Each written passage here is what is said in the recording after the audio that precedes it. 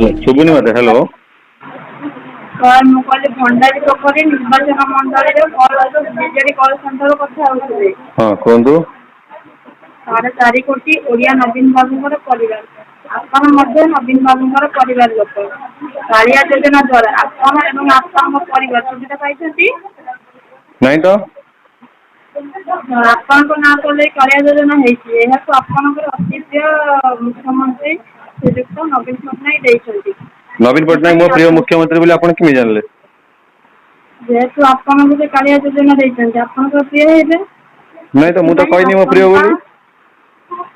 ହଉ ଠିକ ଅଛି। ଆମ ମାନଙ୍କ ସମସ୍ତଙ୍କର ମୁଖ୍ୟମନ୍ତ୍ରୀ ନବୀନ ପଟ୍ଟନାୟକ ଏହାକୁ ଦେଇଛନ୍ତି।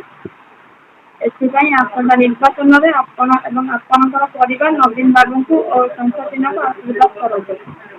କାହିଁ ନଦେଲେ ଭୋଟ? ଆପଣଙ୍କ ଦେଖନ୍ତୁ ଆପଣ ନବୀନ ଆଶୀର୍ବାଦ ବାବୁଙ୍କୁ ମାନେ କଣ? ଭୋଟ ଦବା? ଆଜ୍ଞା ଆଁ ଆପଣଙ୍କ ସହଜ ଆଜ୍ଞା ନାଇଁ ଆଶୀର୍ବାଦ ମାନେ କଣ? ଭୋଟ ଦବା? ଆଶୀର୍ବାଦ କରିବେ ଯେହେତୁ ସେ ପୁଣି ଆଉ ଥରେ ପୁଣି ସରକାର ଯିବେ। ମାନେ ଆପଣ କହୁଛନ୍ତି ମୁଁ ନବୀନ ବାବୁଙ୍କୁ ଭୋଟ ଦେଇ ଜିତେଇବି? ଆଜ୍ଞା କଣ ପାଇଁ? ଆପଣଙ୍କ ସହଯୋଗ ଆଶୀର୍ବାଦ ନବୀନ ସରକାର ଆଉ ଥରେ ଆସିଲେ ହୁଁ ଏଇ ଯୋଉ କାଳିଆ ଯୋଜନା ଆଉ ଥରେ ଜାରି ରହିବ। ହୁଁ ଯଦି ଆଉ ଅନ୍ୟ କୋଉ ସରକାର ଆସୁଛନ୍ତି ଏଇ କାଳିଆ ଯୋଜନା ବନ୍ଦ କରିଦିଆଯିବ। ଆଉ କୋଉ ସରକାର ହେଲେ କାଳିଆ ଯୋଜନା ବନ୍ଦ ହେଇଯିବ? ଆଜ୍ଞା ଯେହେତୁ କିଏ ଏଇଟା ନବୀନ ଆପଣଙ୍କୁ ସରକାର କହିଛି?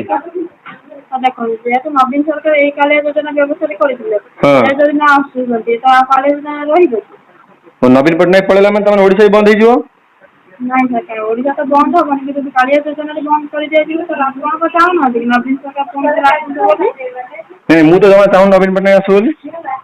ଆପଣ ଚାହୁଁନାହାନ୍ତି? ନାଇଁ ସେ କଣ କରୁଛନ୍ତି କଣ କି? ପାଇଁ ସାର୍? ଗାଁରେ ମାଷ୍ଟର ନାହାନ୍ତି, ଯୋଉ ତମର ସ୍ୱାସ୍ଥ୍ୟ କେନ୍ଦ୍ରରେ ଡକ୍ଟର ନାହାନ୍ତି, ତାକୁ କାଇଁ ଭୋଟ ଦିଆହବ? ଆମର ବିଜୁ ଜନତା ଦଳର ବିଧାୟକ ପ୍ରାର୍ଥୀ ତ ସଞ୍ଜୀବ ମଲ୍ଲିକଙ୍କୁ ସଞ୍ଜୀବ ମଲ୍ଲିକ ଭଦ୍ରକରେ ଛିଡା ହେଇଥିଲେ, ପୁଣି ଭଣ୍ଡାରପୁର କାଇଁ ପଳେଇଲେ? ସଞ୍ଜୀବ ମଲ୍ଲିକ ଭଦ୍ରକରେ କିଛି କାମ କରିନାହାନ୍ତି, ବିକ୍ରି ହେଇଛନ୍ତି, ଲୋକଙ୍କୁ ବିଜନେସ କରିଛନ୍ତି, ଲୋକଙ୍କୁ ମାରିଛନ୍ତି, ବାଡେଇଛନ୍ତି, ସେଥିପାଇଁ ତାଙ୍କୁ ଟିକେଟ ନ ଦେଇକି ଏଠିକି ନେଇ ଆଇଲେ। ତାଙ୍କୁ ଆମେ କାଇଁ ଭୋଟ ଦବୁ?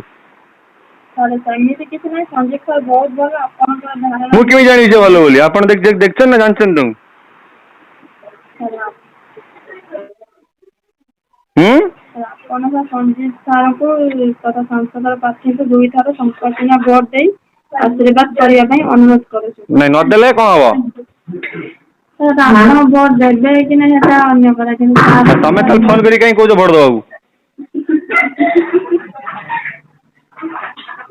ଆଜ୍ଞା ସାର୍ ଠିକ ଅଛି, ରହିଲି ନମସ୍କାର।